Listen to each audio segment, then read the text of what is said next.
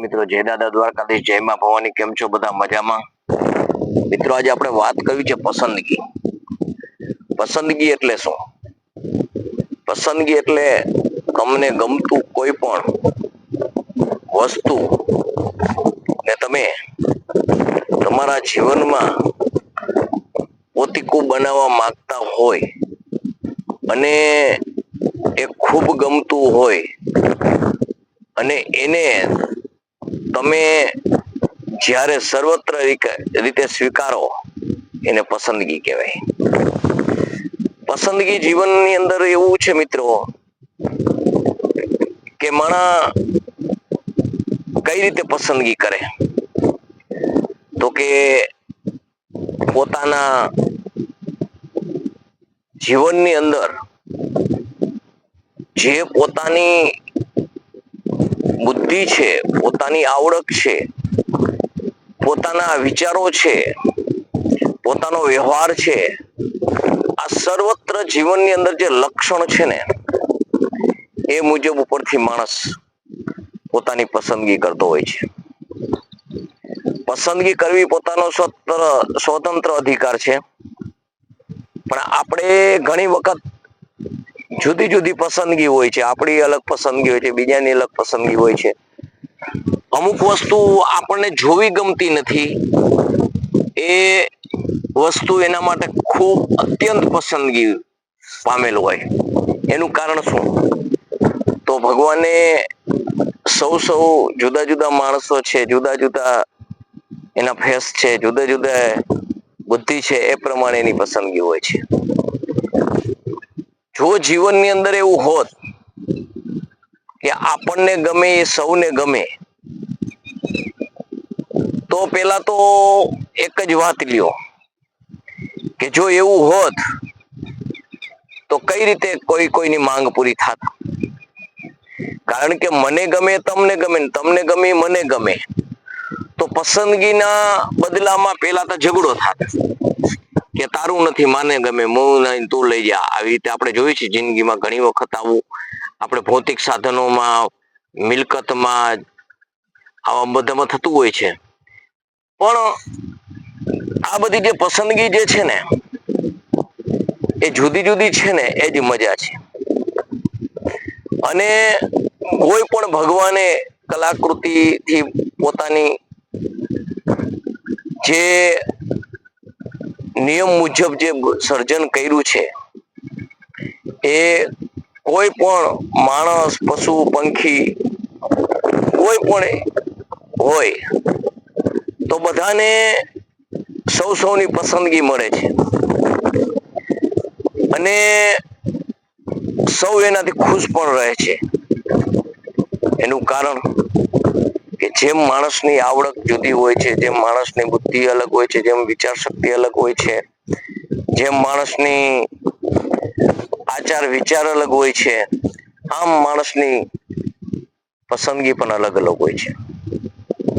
આ પસંદગીના અલગ હોવાના કારણે આજે આ સંસાર છે એ બગીચા જેવો લાગે છે. સમજી લ્યો કે એક ખેતરની અંદર બધા ફૂલ જ હોય અને બધા ગુલાબ હોય તો એને ખેતર કહેવાય. પણ એમાં અલગ અલગ પ્રકારના કોઈ પણ પ્રકારના ફૂલો હોય તો એને બગીચો કહેવાય. એમ ભગવાનનો જે આ સૃષ્ટિનો બગીચો જે છે એમાં મહેકતા ફૂલો હું ને તમે બધા છીએ એ અલગ અલગ ફેસના છે, અલગ અલગ વિચારસરણીના છે, અલગ અલગ રીતિ રિવાજના છે, અલગ અલગ ધર્મના છે, અલગ અલગ જાતિના છે. પરંતુ આ બધા રીએ છે એકતાથી, રીએ છે એકબીજાની હૂંફથી. એટલા જ માટે કે જીવનની અંદર પસંદગી છે ને એ અલગ અલગ છે. હવે આ પસંદગી તમે કઈ રીતે કરો છો કે બીજો કઈ રીતે કરે છે, તો આપણે જોઈ છીએ કે આપણા વિચારો પ્રમાણે એના વિચારો મળે છે, આપણી રીતિ રિવાજ મુજબ એની રીતિ રિવાજ મળે છે, આપણા સમાજ મુજબ એ સમાજ મળે છે. આવું આપણે ઘણું ઘણું જોઈએ છીએ. કામથી માંડીને, કર્મથી માંડીને અને બધા જે જીવનમાં સાંસ્કૃતિક મૂલ્યો સુધી કે આપણા ધર્મ સુધી આપણે એ માણસને તપાસીએ છીએ અને પસંદગી કરીએ છીએ. તો મિત્રો, જીવનની અંદર પસંદગી અલગ અલગ હોય છે. એમ જીવનની અંદર આ પસંદગી કેવી કરવી જોઈએ? તો મિત્રો, સરસ મજાની હું તમને વાત કરું કે તમે પસંદગી કરો છો ને, તો આપણે માણસથી ને જ લઈએ. આપણે પેલા તો આપણે પસંદગી કરીએ છીએ, બે જણા સ્ત્રી અને પુરુષ પોતપોતાની પસંદગી કરે છે. જ્યારે આ યુવા વર્ગ અત્યારની એજ્યુકેશન મેળવેલો સુધરેલો વર્ગ, હું સુધરેલો વર્ગ એ માટે કઉ છું, એ લોકો આપણને અલગ દ્રષ્ટિથી અત્યારે એને એજ્યુકેશન થી આપણને જોવે છે એટલે વાત કરીએ. તો એમાં આપણી પસંદગી કેવી હોવી જોઈએ? તો મારે પેલા મારી પસંદગી એવી હોવી જોઈએ કે મારા વિચારને એના વિચારો મળે છે, અથવા એ મારે પૂછવું જોઈએ કે તમે મારા વિચાર પ્રમાણે રહી શકશો? કારણ કે આપણે એના માટે કોઈ અધિકાર નો નાખી શકીએ, કારણ કે આપણે પસંદગી કરવા ગયા છીએ. આપણે પોતીકું કર્યું નથી, પોતીકું કરવા ગયા છીએ. તો એ વાત કરવી જોઈએ. પછી બીજી વાત એ હોવી જોઈએ કે ભાઈ, હું આ રીતે મારી જીવનની શૈલી છે. સવારે વહેલા ઉઠું છું, પૂજા પાઠ કરું છું, માતા પિતાને માન આપું છું, માતા પિતાની સેવા કરું છું. આ તમે કરી શકશો? પછી ત્રીજા નંબરની વાત એ થાય કે મારા કુટુંબ પરિવારમાં આટલા અમે સભ્યો છીએ, આટલા સભ્યોમાં અમે આવી રીતે રહીએ છીએ, આટલા સભ્ય અમે કોઈ દિવસ કોઈ કંકાસ કે કલેશ થયો નથી, અને અમે અમારા પરિવારમાં ના જાજી વધુ ઓછી જે અમારી જે એકાબીજીની છે કમાઈ છે, એ અમે લાવી અને સર્વત્ર ભેગા મળી અને સંતોષી રહીએ છીએ. તો આવું તમને પસંદ છે? ત્રીજા નંબરમાં વાત એ કરવી જોઈએ કે હું કોઈ હિસાબે મારા પરિવાર સાથે જ રહેવા માંગુ છું. આપ એવી ઈચ્છા ધરાવો છો? પછી સ્ત્રી હોય કે પુરુષ હોય, ગમે તે એકાબીજી પૂછી શકે. પછી ચોથા નંબરની એ વાત હોય છે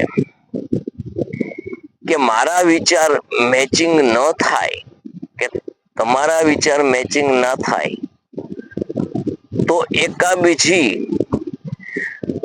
વેલા મોડા સમજીને અને આગળ વધશું એવું કરવા માંગો છો? મારા જીવનમાં આવ્યા પછી કલેશ કોઈ દી ન થાય, આવું તમે વિચારો છો? આવી પસંદગીની અંદર વાતો મૂકવી જોઈએ. આ તો અત્યારે ભૌતિક વાતો મૂકે કે 5 ફૂટ ઊંચાઈ હોવી જોઈએ, 5 ફૂટ ને 3 ઇંચ, ગોરો વાન હોવો જોઈએ, નમણા હોવો જોઈએ, ફલાણું હોવું જોઈએ, એટલી મિલકત હોવી જોઈએ, એટલું આ હોય તે જોઈએ. આપણે એમાં તમે થાપ ખાઈએ છીએ. આપણે જે દીકરીના ઘરે આપણે પસંદગી કરીએ છીએ ને દીકરીની, ત્યારે મિલકત જોઈએ છીએ ને એના એ શું શું કરે છે ને એ શું કરે છે એ આપણે દીકરીમાં જ જોવાનું છે.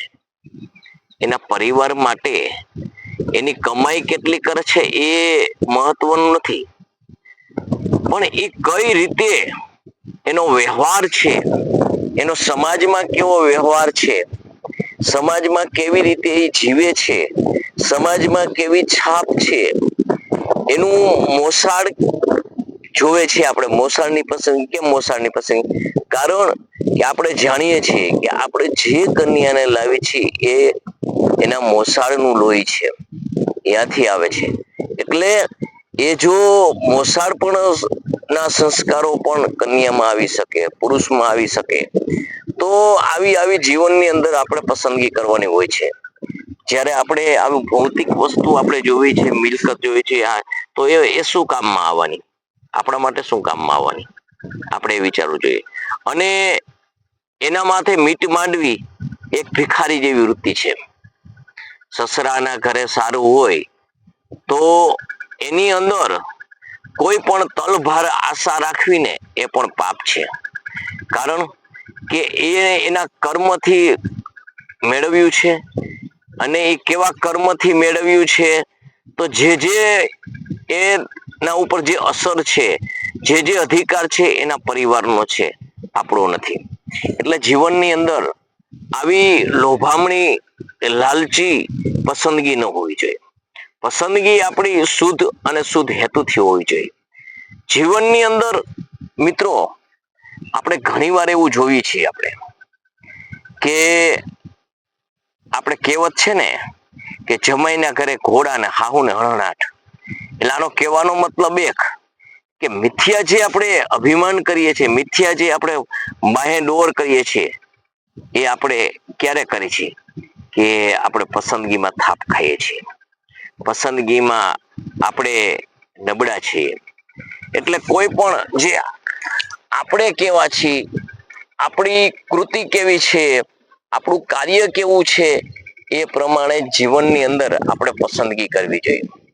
જો આવી રીતે આપણે પસંદગી કરીએ ને મિત્રો, તો જીવનની અંદર કોઈ દિવસ ઘરની અંદર ક્લેશ ન થાય. સાસુ વહુ સમજી શકશે, આપણા માતા પિતાના વિચારો પણ આપણે જે પસંદગી કરવા જઈને મૂકવા જોઈએ કે ભાઈ મારા વૃદ્ધ માતા પિતા છે, મારા માતા પિતાની સેવા કરવી પડશે. હું નોકરી કરું છું તો મારા માટે કરું છું, કોઈના માટે કરતો નથી. હું કમાવું છું તો મારા પરિવાર માટે કમાવું છું, કોઈ માટે કમાતો નથી. તો આવો જે જીવનની અંદર ઈગો રાખી અને જે ફરે છે અને એમ કે છે કે મારે તો આમ હોવું જોઈએ, તેમ હોવું જોઈએ, આ બધું છોડી અને એવું રાખવું જોઈએ કે જે છો ઈ મારા માતા પિતા થકી છો, તો મારા માતા પિતાનું કોઈ જીવનમાં છોડી ન શકું. બોલો તમે અપનાવવા તૈયાર એને રહેશો? એનો સ્વભાવ છે એ કરવા તમે તૈયાર છો? આવી બધી વાતો કરી અને જો પસંદગી કરવામાં આવે ને, તો મિત્રો કોઈ દિવસ ક્લેશ ન થાય, પાપ ન થાય, ઘરમાં કોઈ દી વાતાવરણ ડોકાય નહીં. એટલે મિત્રો પસંદગી આવી હોય એમ દીકરીઓને પણ ખાસ કહેવાનું કે આપણા માતા પિતા, આપણો પરિવાર, આપણે ગમે તેવા હોય છે તો આપણે સહન કરીએ છીએ, અને સહન કરીને આપણે યુવાન થઈ છે, પણ કોઈ દિવસ આપણા ઘરની અંદર એવું પરિણામ નથી આવતું કે આપણે જુદા થઈ છીએ. તો એવી રીતે ગમે તે સમયની અંદર પ્રતિકૂળતા આવે તો એ પ્રતિકૂળ પરિસ્થિતિને સાનુકૂળ આપણે કઈ રીતે બનાવી એ વિશે વિચારવું જોઈએ.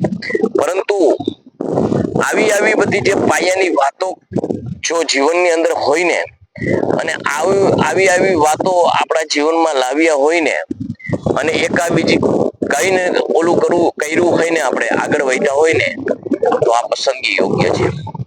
એટલે મિત્રો પસંદગી જીવનની અંદર ખૂબ મહત્વની છે. આપણે કહીએ છીએ કે જે અમે જોવા ગયા હતા દીકરીને, કાં તે કે દીકરી નીચા છે, દીકરી નીચા છે પણ એના સંસ્કાર ઊંચા છે. આવું કોઈને પૂછ્યું છે? આપણે દીકરીને એમ કે દીકરી ભીના છે, એ ભીના બહારથી છે પણ અંદરથી ખૂબ ઉજળા છે, એ જોયું છે કોઈ દિવસ? એમ આપણે દીકરાનું પણ એવું જોઈએ. આપણે એક જ જોઈ છીએ કે દીકરાને જોવા જાય તો મિલકત કેટલી છે, એ શું કરે છે, પણ એ મિલકત ક્યાંથી વસાવી છે, કઈ રીતે વસાવી છે, એ કોઈ દી પસંદગી આપણે કરી છે? એ જોઈ છે કે આ આપણે જેને દીકરીને આપીએ છીએ એ દીકરો શું કરે છે એ વિશે જોયું છે? તો કે ના એના ઘરે આટલી ગાડી બંગલા ને આ જમીન, પણ એ એના પિતાજીએ વસાવેલી છે. અત્યારે હાલની તારીખે જે એના બાપનું હોય એનું જ હોય, એ આપણે નથી કેતા કે એ તો તમે આમ બોલો તો એ તો એના બાપનું જ હોય ને, પણ હાલની તકમાં જે 21-22 વર્ષનો છોકરો યુવાન થઈ જાય દીકરો, અને આપણે એને લગ્ન કરવા એ મા બાપ તમારી દીકરી માટે પ્રસ્તાવ મૂકે તો પેલા તમારે એ પૂછવું જોઈએ કે દીકરો શું કરે છે? દીકરાની પસંદગી વ્યસન મુક્ત છે? દીકરો ટાઈમસર ઘરે મા બાપને ટાઈમ આપે છે? ક્યાં બેઠક ઉઠક છે? આવી બધી પસંદગી કરવી જોઈએ.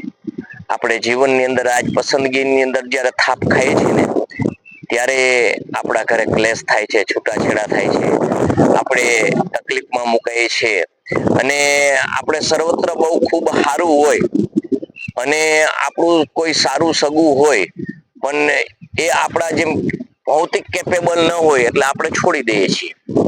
જાણીએ કે આપણે ભાઈ અમારી દીકરી ઘરનું કામ ન કરે, કેમ ન કરી શકે? તમે નહોતા કરતા? તમે જ્યારે આ કર્યું, શૂન્યમાંથી સર્જન કર્યું, ત્યારે તમે મજૂરી કરીને જ કર્યું છે. તો સંતાનોને પણ એવી શિખામણ આપવી જોઈએ કે ભાઈ શૂન્યમાંથી સર્જન કરાય, સર્જનમાંથી શૂન્ય ન કરાય. એટલે જ્યારે આવી આવી સમજણ આપણે નથી આપતા ને ત્યારે જીવનની અંદર થાપ ખાઈ જાય છે. એટલે પસંદગી જ સારી હોય, પસંદગી જ આવી ઊંચી હોય તો કોઈ દિવસ જીવનમાં વાંધો આવે નહીં. મિત્રો, જો પસંદગી વિશે બોલીએ તો બહુ જાજુ બોલાશે, પણ સમય મર્યાદા છે.